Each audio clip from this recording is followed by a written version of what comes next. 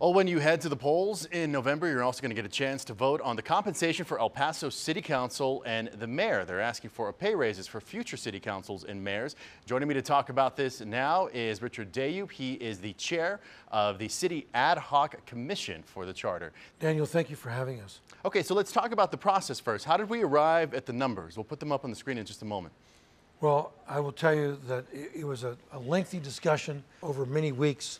Ultimately, we chose the HUD's median income for El Paso. The HUD median income is tied to economic development. And some would argue the most important thing City Council does in some form is to generate economic development growth in our community. I know there's been some talk in the past that this is also about attracting a different type of person to maybe run for city office who hadn't considered it, maybe working professionals. Can you speak to that? I think you just covered that point exactly right. So what we really truly need in this community is to encourage the young, progressive, bright leaders in our community who can't afford to serve because they just simply can't afford to live. I think they're paid about $29,000 right now. Well, that's far below a standard of living that you could raise a family on, or for that matter, yourself alone.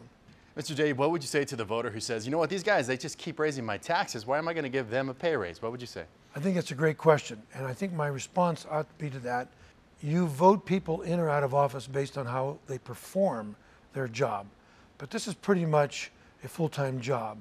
Make no mistake about it. It's not written in stone that they have to work 8 or 9 or 10 hours a day. They're elected officials, but most of them work much longer than that.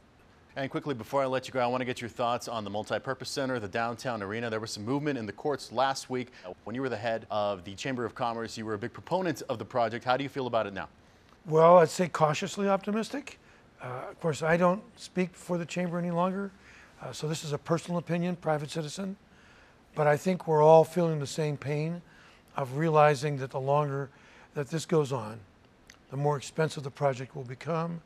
Therefore, the more the taxpayers will be burdened by those expenses. And I think it's important to note that. All right, Richard Dayub, thank you so much for coming in. Always good to chat with you. You're welcome. Thank you so much, Daniel. Appreciate it.